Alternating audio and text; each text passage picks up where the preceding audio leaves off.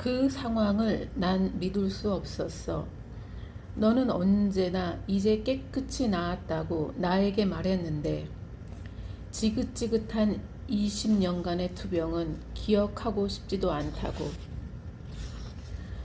보란듯 담배를 피워 물고 맥주잔을 거푸 비우곤 했는데 자신의 찬 그 말들을 난 손톱만큼도 의심하지 않았는데 마치 낯선 사람처럼 보이던 네 굳은 얼굴을 기억해. 처음으로 타인의 죽음을 보게 될까봐 덜덜 떨리던 내 손을 기억해. 네 눈꺼풀이 잠잠히 감겨 움직이지 않던 걸 기억해. 너를 업고 내려오던 그 가파른 바위길에서 나는 속옷까지 흠뻑 땀에 젖었지. 눈꺼풀 속으로 비 오듯 매운 땀이 흘렀지. 그렇게 산을 내려온 뒤 열흘이 지났을 때 병실 철제 침대에서 비스듬히 상체를 일으켜 앉아서는 넌 나에게 물었지. 너 왜 철학을 하려고 하느냐고 나에게 물은 적 있지? 내 생각을 정말 듣고 싶니? 침대 옆 탁자에 안경을 벗어 놓았는데도 흘러내린 안경을 축혀 올리려는 듯 너는 콧잔등을 찡긋했지. 고대 히라빈들에게 덕이란 선량함이나 고귀함이 아니라 어떤 일을 가장 잘할 수 있는 능력이었다고 하잖아. 생각해봐. 삶에 대한 사유를 가장 잘할 수 있는 사람이 어떤 사람일까? 언제 어느 곳에서든 죽음과 맞닥뜨릴 수 있는 사람. 덕분에 언제나 필사적으로 삶에 대해 생각할 수밖에 없는 사람. 그러니까 바로 나 같은 사람이야말로 사유에 가난한 최상의 아래태를 지니고 있는 거 아니겠니? 수년 뒤 너와 작별하고 혼자 스위스를 여행할 때였어. 루첼은 선착장에서 배를 타고 종일토록 얼음 덮인 협곡들 사이를 흘러다니던 날이었지. 처음의 계획은 그 배의 종점까지 항해 가는 것이었지만 나는 불쑥 브루넨이라는 작은 도시에 내렸어. 항구를 감싸 안은 두 개의 희고 커다란 바위 봉우리 때문이었어. 왼쪽의 봉우리는 백운대를, 오른쪽의 봉우리는 인수봉을 빼닮아 있었어.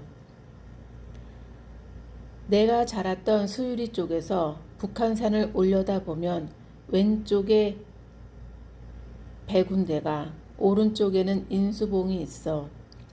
실제로는 백운대가 더 높지만 인수봉이 조금 앞쪽에 있기 때문에 오히려 더 높아 보이지. 브루넬의 두 봉우리는 그 위치가 약간의 높이 차이, 흰 바위의 생김새와 숲이 우거진 정도까지 흡사했어. 아무런 마음의 준비 없이 맞닥뜨린 그 친숙한 풍경에 나는 조금 충격을 받았던 것 같아. 선착장에 내려서자 카페테리아에서 내놓은 알루미늄 간이 의자에 앉아 점심을 먹는 청년이 눈에 띄었어. 연한 금발에 갸름한 얼굴, 헐렁한 멜빵 청바지, 너와 조금도 닮지 않은 녀석이었는데 네가 생각났어. 나를 보고 미소 짓는 그에게 물었지. 뭘 먹니? 그거 맛있니? 스위스식 치즈케이크야. 금요일이잖아. 엄지손가락을 세워 보이며 그가 대답했어. 나는 카페테리아에서 똑같은 치즈케이크를 사들고 나와 그의 옆 테이블에 앉았지. 치즈케이크를 사들고 나와 그의 옆 테이블에 앉았지. 그런데 금요일하고 치즈케이크가 무슨 상관이지? 라고 내가 묻자 그는 대답했어. 금요일엔 다들 고기 대신 치즈케이크를 먹어. 나야 뭐 그렇게 종교적인 사람은 아니지만 예수님이 금요일에 돌아가셨잖아. 그 뒤 둘 사이에 오간 대화는 특별하지 않았어. 어디에서 태어났는가, 무얼 하는가, 이 도시는 어떤 곳인가, 어디를 더 여행할 것인가 따위를 서로에게 물었지. 나는 그의 이름이 임마누엘이며 정기 수리공이라는 것, 그 직업을 무척 따분해하고 있으며 언젠가 독일과 오스트리아를 여행하고 싶어 한다는 것, 3살 때 부모가 이혼한 뒤 10년은 어머니와 나머지 10년은 현재까지 아버지와 살고 있다는 것을 알게 되었어.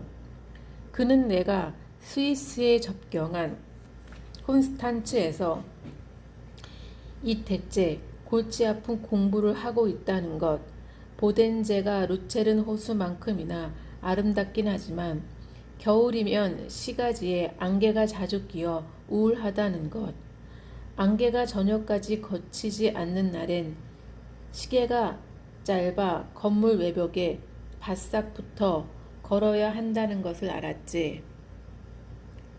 내가 베를린에 가보지 못했다는 사실에 그는 조금 실망하는 것 같았어. 부르넨의 작고 평범한 시가지를 둘러보고 싶은 마음은 없었어. 그저 임마누엘과 나란히 앉아 호수를 보며 달지 않은 스위스식 치즈케이크를 먹으며 목적 없는 한담을 나누는 걸로 충분했어. 햇빛이 눈부셨지만 물가의 바람은 퍽 쌀쌀했어. 30분쯤 뒤 루첸으로 돌아가는 배가 들어왔고 나는 임마누엘과 가벼운 악수를 나누고 헤어졌어. 통성명을 했을 뿐 우리는 서로의 이메일 주소 같은 걸 교환하지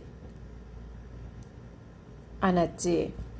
배가 부르넨의 선착장에서 멀어지는 동안 나는 그를 향해 손을 흔들고 그도 나를 향해 손을 흔들었어. 내가 앉았던 알루미늄 의자와 4분의 1쯤 남겨놓은 내 치즈케이크 접시가 점점 멀어지더니 보이지 않게 되었어. 너와 조금도 닮지 않은 임마누엘의 모습이 차츰 멀어지더니 흐릿해졌어. 백운대와 인수봉을 닮은 흰 바위봉 우리들이 서서히 더 멀어지다가 배가 협곡을 돌아가자 마침내 보이지 않게 되었어. 그때 왜 그렇게 가슴이 서늘해졌던 걸까? 느리디 느린 작별을 고하는 것 같던 그 광경이 헤아릴 수 없는 무슨 말들로 가득 찬 것 같던 침묵이 여태 이렇게 생생하게 떠오르는 걸까? 마침 그 경험이 나에게 무엇인가를 대답해 주었던 것처럼 뼈아픈 축복 같은 대답은 이미 주어졌으니 어떻게든 그걸 내 힘으로 이해해내야 하는 것처럼 찬란한 것, 어슴푸레하게 밝은 것, 그늘진 것, 안경을 쓰지 않은 채 그 몇 가지의 표현으로 바꿀 수 없는 미세한 조도의 차이를 느끼며 사흘째 천장을 바라보고 있어. 이해할 수 없어. 네가 죽었는데 모든 것이 나에게서 떨어져 나갔다고 느낀다. 단지 네가 죽었는데 내가 가진 모든 기억이 피를 흘린다고, 급격하게 얼룩지고 있다고, 녹슬어가고 있다고, 부스러져 가고 있다고 느낀다. 넌 철학을 하기엔 너무 문학적이야 라고 너는 이따금 나에게 충고했지. 네가 사유를 통해 다다르고자 하는 곳은 일종의 문학적 고양 상태일 뿐이지 않니? 라고. 너와 밤늦도록 이어갔던 논쟁들을 기억해. 논쟁이 완전히 끝난 뒤 문득 텅 빈 벽이나 어두운 색 커튼으로 주위를 돌릴 때 마치 그때까지 우릴 기다리고 있었던 것처럼 느껴지던 깨끗한 침묵도 그 시절에 넌 깨부술 수 없는 적이었지. 내가 던진 모든 질문들을 너는 명쾌하게 풀어갔지만 네가 던진 질문들에 난 늘 길을 잃고 말았지. 틀렸어 라고 너는 말하곤 했어. 미안하지만 지금 네 말은 틀렸어 라고. 긴 논쟁이 마무리 지어질 때쯤이면 덧붙여 말했지. 아무래도 넌 문학을 하는 게 좋겠어. 그렇게 넌 까다로운 친구, 지독히 까다로운 동갑내기 스승이었지.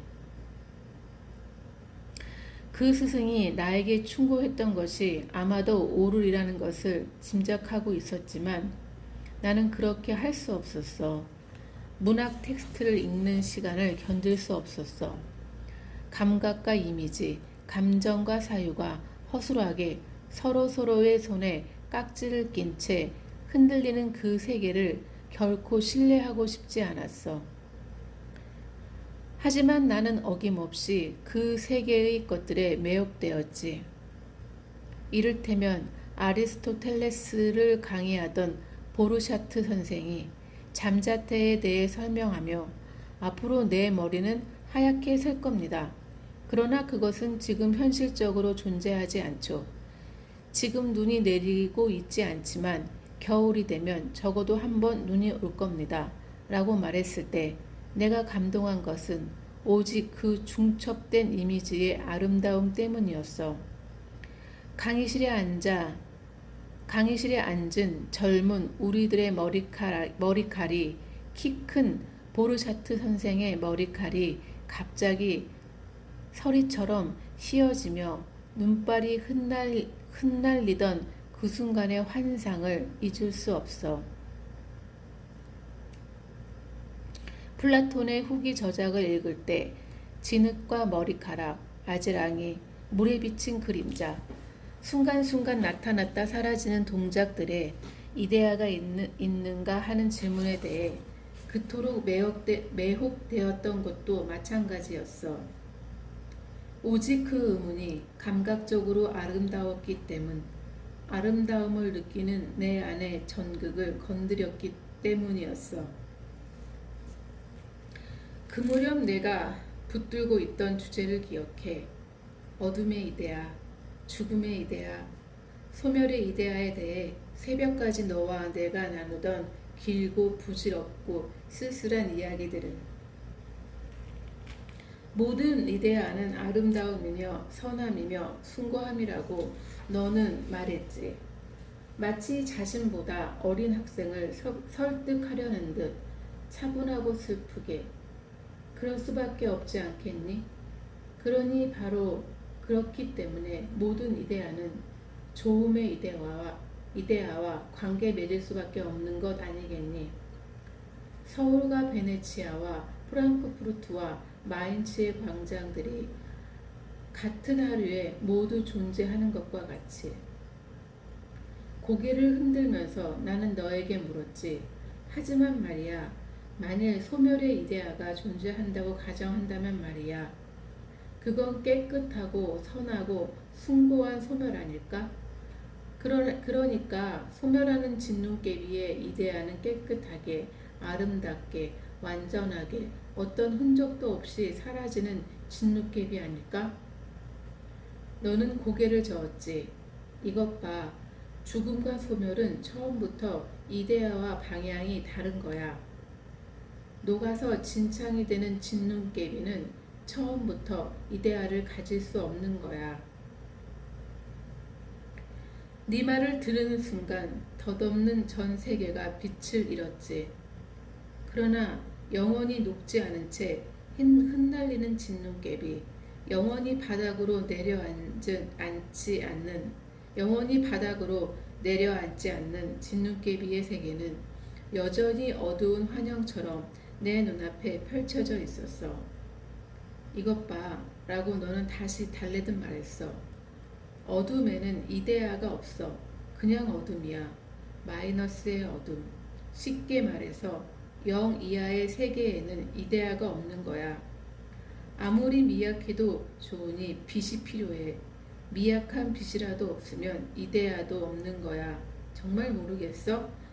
가장 미약한 아름다움, 가장 미약한 숭고함이라도 좋으니 어떻게든 플러스의 빛이 있어야 하는 거야. 죽음과 소멸의 이데아라니. 너는 지금 동그란 삼각형에 대해 말하고 있는 거야. 그 새벽에 문득 너는 나에게 물었지.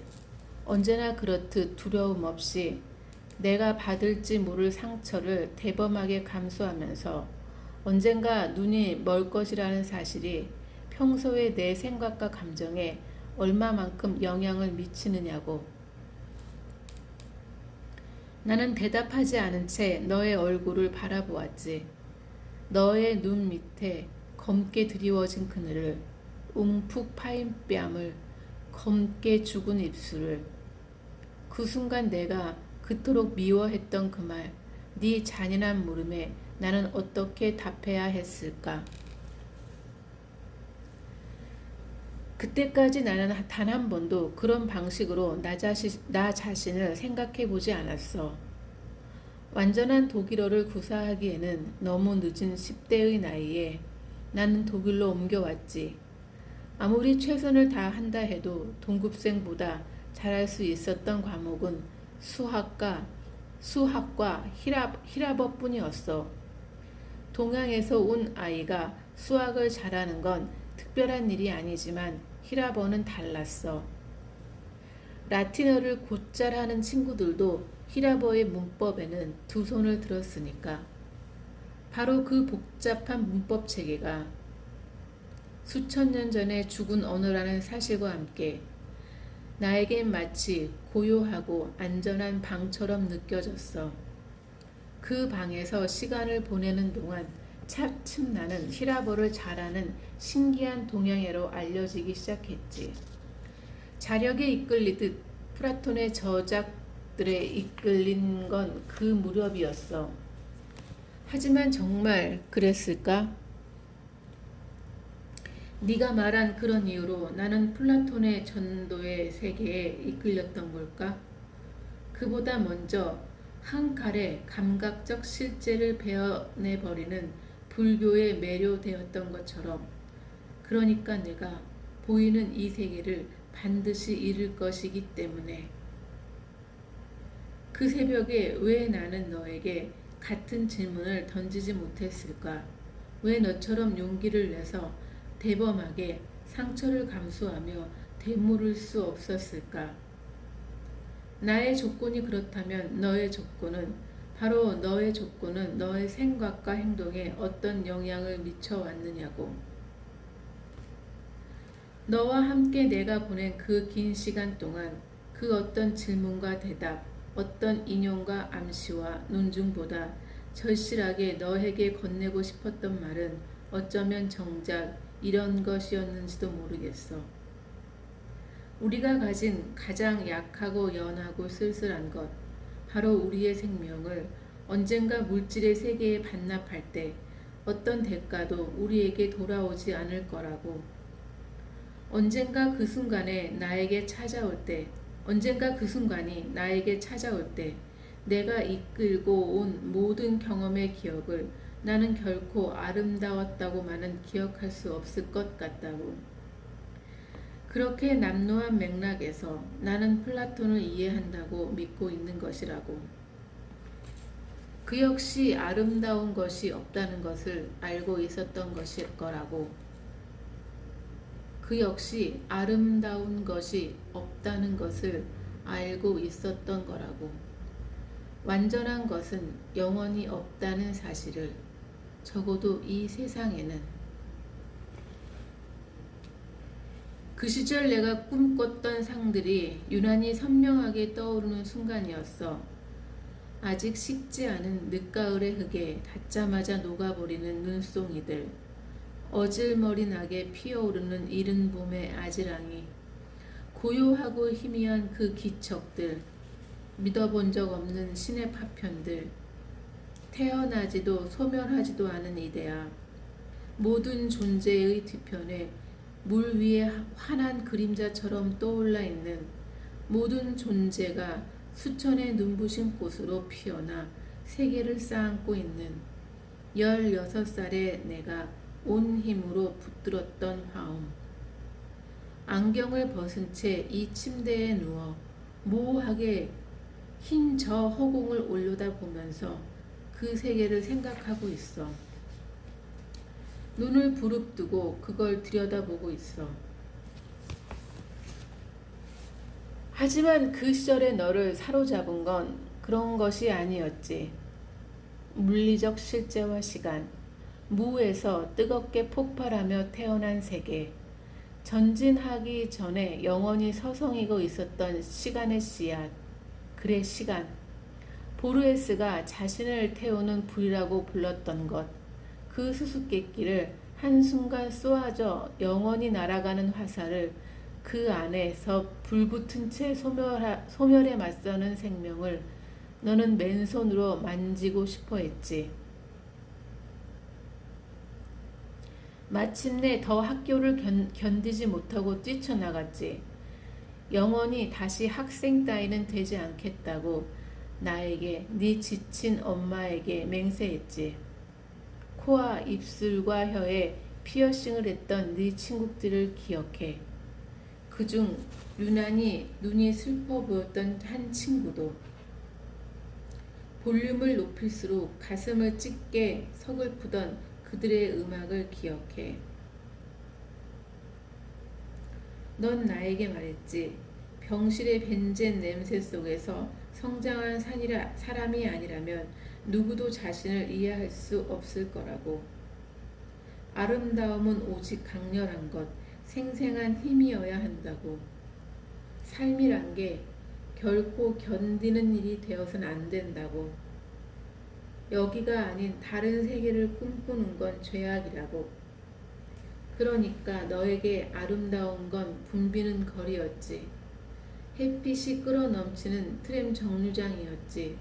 세차게 뛰는 심장, 부풀어 오르는 허파, 아직 따뜻한 입술. 그 입술을 누군가의 입술에 세차게 문지르는 거였지. 그 모든 뜨거움을 너는 잃었니? 너는 정말 죽었니? 생각에 잠긴 얼굴, 깊게 주름진 입가, 미소 띤 눈. 뻔한 대답을 하기 싫을 때마다 어깨를 으쓱해 보이던 습관.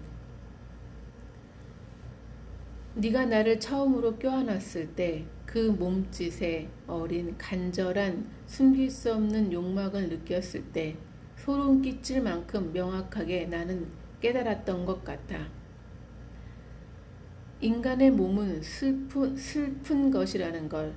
오목한 곳, 부드러운 곳, 상처 입기 쉬운 곳으로 가득한 인간의 몸은 팔뚝은, 겨드랑이는, 가슴은, 사튼, 누군가를 껴안고 싶어지도록 태어난 그 몸은 그 시절이 지나가기 전에 너를 단 한 번이라도 으스러지게 마주 껴안았어야 했는데 그것이 결코 나를 해치지 않았을 텐데 나는 끝내 무너지지도 죽지도 않았을 텐데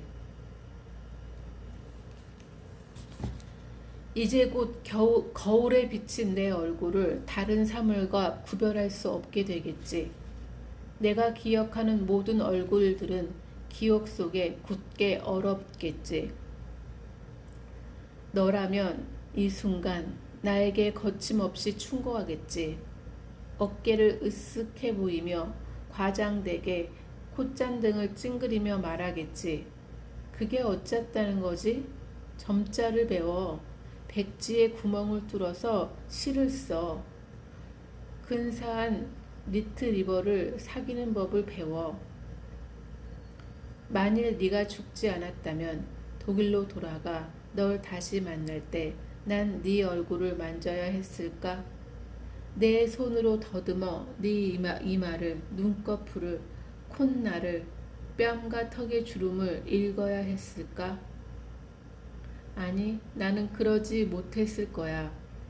시간이 흐를수록 너는 나를 욕망했으니까, 그 욕망을 견딜 수 없어서 몸부림쳤으니까, 우리 사이의 모든 걸 네 손으로 무너뜨렸으니까, 난 전속력으로 너를 깊게 상처 입히며 도망쳤으니까, 널 원망했으니까, 네가 아닌 네가 보고 싶어 잠을 이루지 못했으니까, 네가 아닌 너만을 미치도록 그리워했으니까.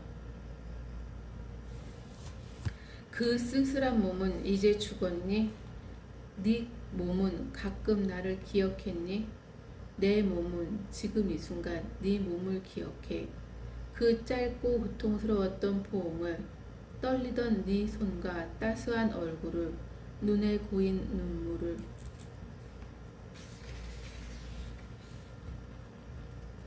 15.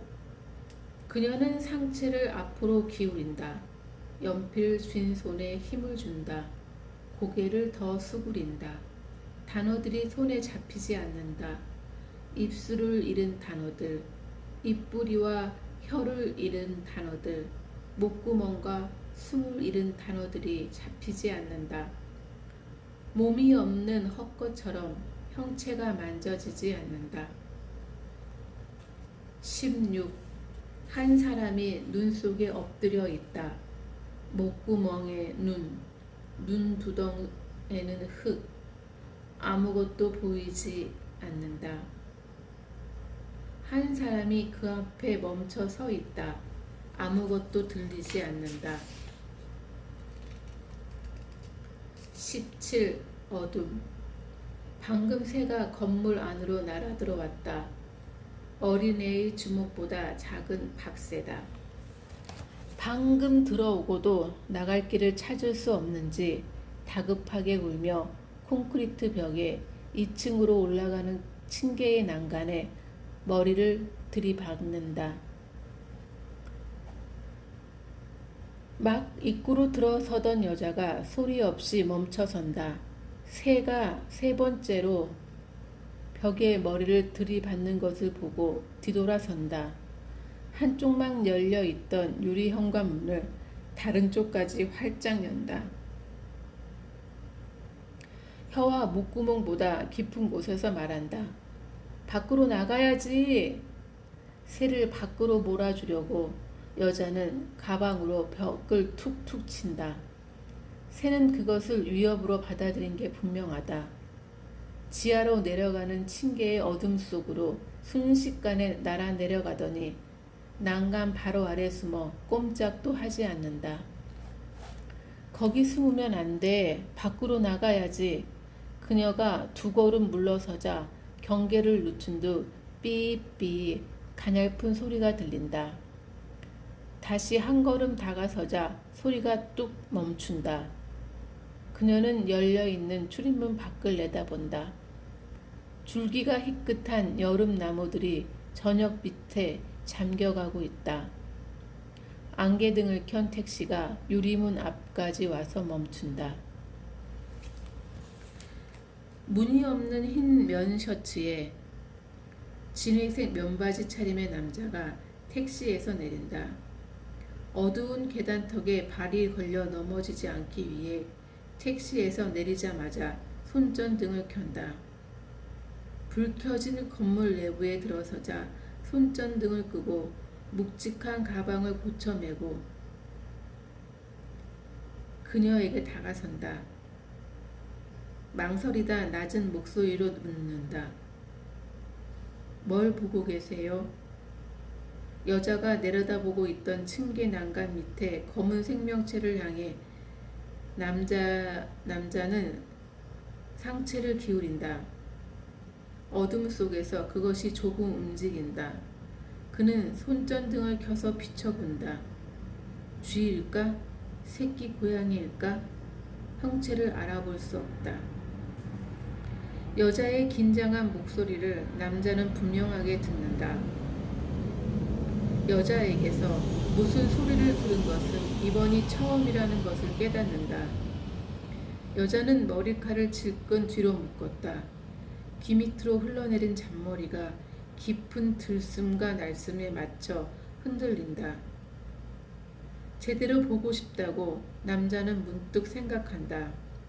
조명이 충분히 밝지 않기 때문에 손전등을 여자의 얼굴에 비추지 않는 한 표정을 볼 수 없다. 다시 수화로 말해야 하는 건가? 그가 생각했을 때 여자의 숨소리가 멀어진다. 검은 반소매 블라우스와 검은 반바지, 희끗한 얼굴과 목덜미와 팔이 멀어진다. 굽이 낮은 구두 소리가 또박또박 문장 부호 찍듯이 석조 계단을 울린다. 3층 복도까지 쉬지 않고 이어지는 그 소리에 귀 기울이며 남자는 잠자코 서 있다. 말없이 끝없이 멀어지는 그 발소리가 그의 감정의 어떤 부분을 자극하는가를, 비슷하게 착잡한 그 감정을 언제 경험했던가를 생각한다. 뒤따라 올라가려고 남자가 걸음을 옮긴 순간 삐삐 소리가 들린다. 그는 우뚝 멈춰선다. 계단 아래를 내려보자 죽은 듯 검게 엎드려 있던 물체가 2계단씩 3계단씩 지하에서 뛰어 올라오고 있다. 그가 손전등을 비추자 다시 죽은 듯 몸을 웅크린다. 그것이 새라는 것을 그는 그제야 짐작해낸다. 나와야지. 거기 있으면 안 돼. 그의 목소리가 어두운 낭하에 부딪혀 울린다. 그는 고개를 돌려 현관 밖의 나무들을 본다. 빠르게 저녁빛이 깊어져 나무들의 윤곽이 거의 검게 보인다. 망설이다가 그는 가방을 열고 두툼한 책 한 권을 꺼낸다. 그것을 말아서 한 손에 쥐고 다른 한 손으로 손전등을 비추며 신중하게 계단을 내려간다. 그는 3계단 이상 내려가지 않을 생각이다. 새는 아직 꼼짝도 하지 않고 있다. 말아진 책으로 새가 있는 쪽을 툭툭 치기 위해 그가 몸을 수그린 순간 삐삐 날카로운 소리와 함께 새가 푸드득 날아오른다. 얼굴로 달려드는 새를 피하려던 그의 발이 계단을 헛디딘다. 손전등을 놓친다. 새는 벽에 난간에 세차게 제 머리를 부딪힌다. 다시 그에게 달려든다. 안경이 떨어진다.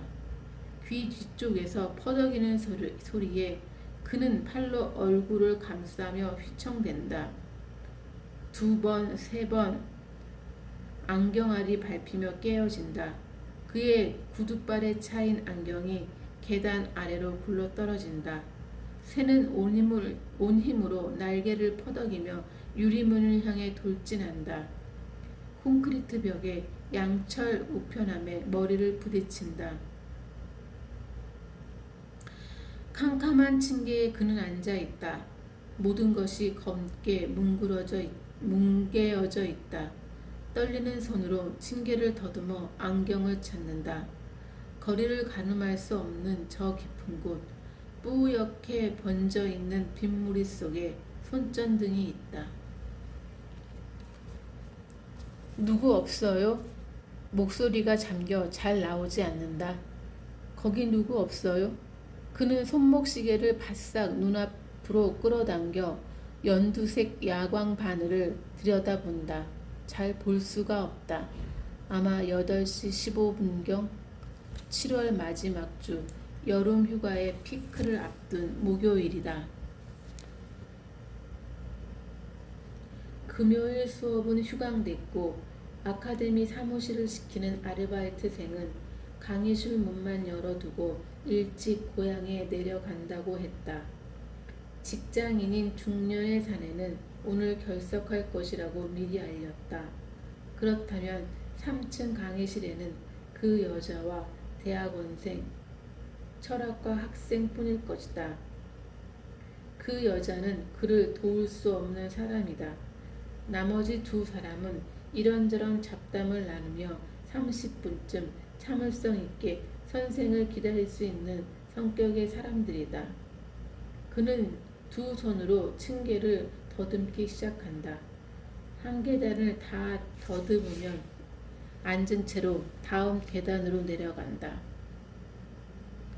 다행히 멀리 떨어지지 않은 곳에서 가방이 만져진다.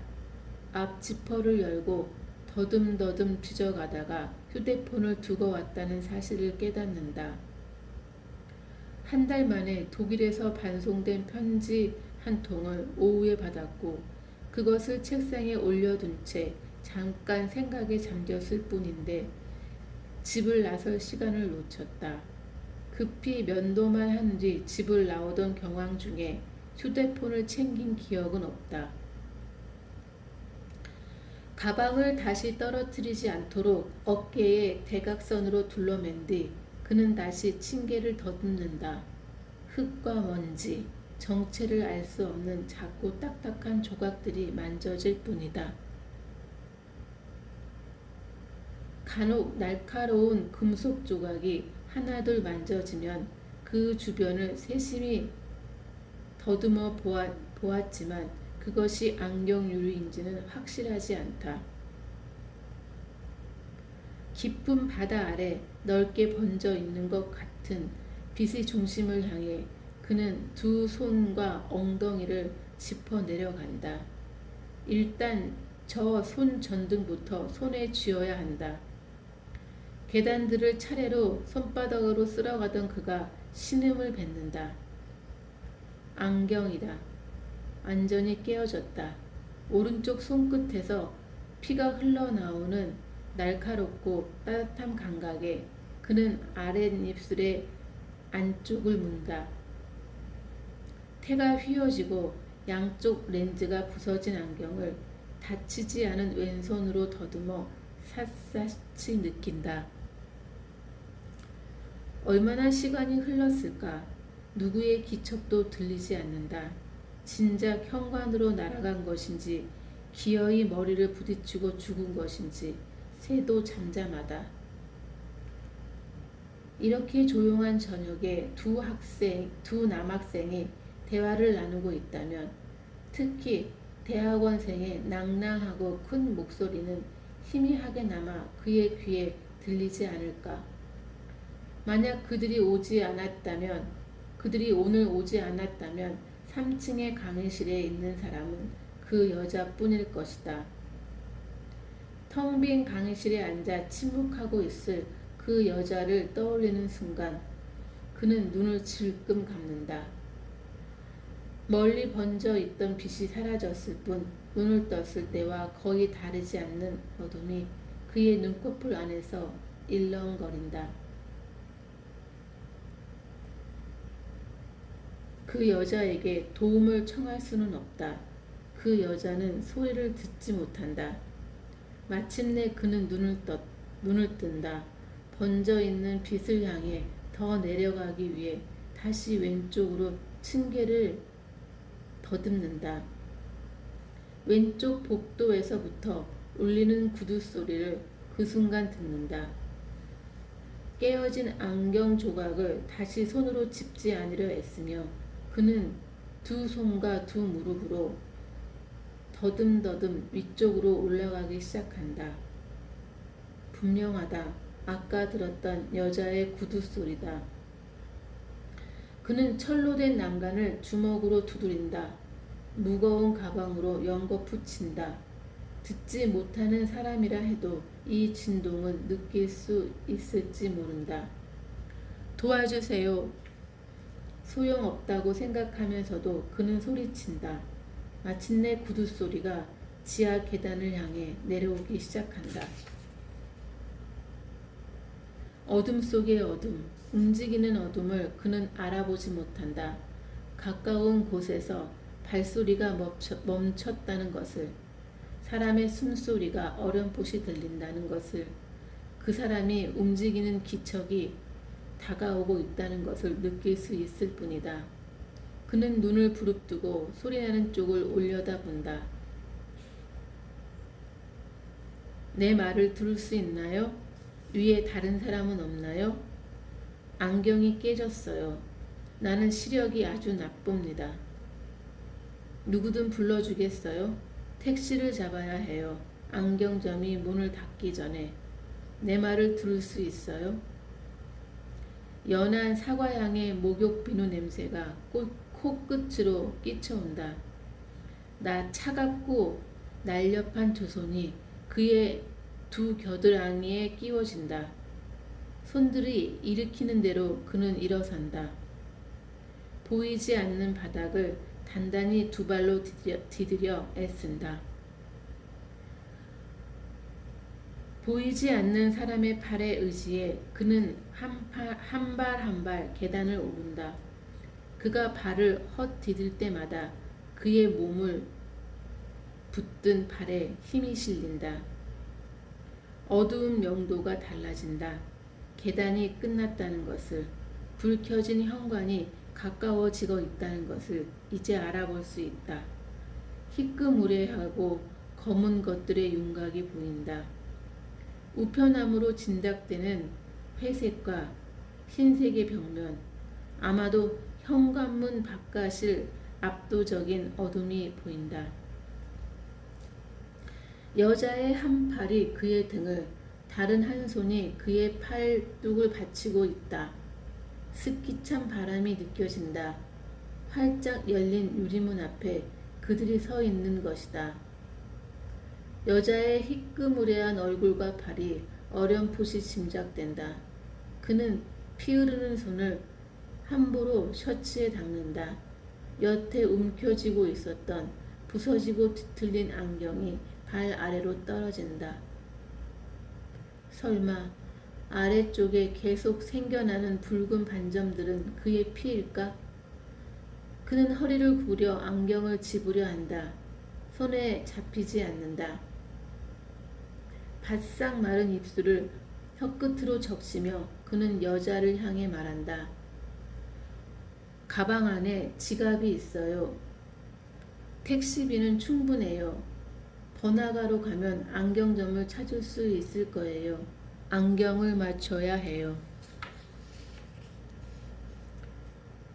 18. 보도에 움푹 파인 데가 나타날 때마다 그녀는 그의 팔을 잡아당겨 신호한다. 한 발을 허공으로 떼었다가 디딜 때마다 그가 불안해한다는 것을 느낄 수 있다. 마침내 어두운 골목을 빠져나온 뒤 2차선 도로의 횡단보도 앞에 서서 그녀는 사방을 둘러본다. 약국을 찾아야 한다.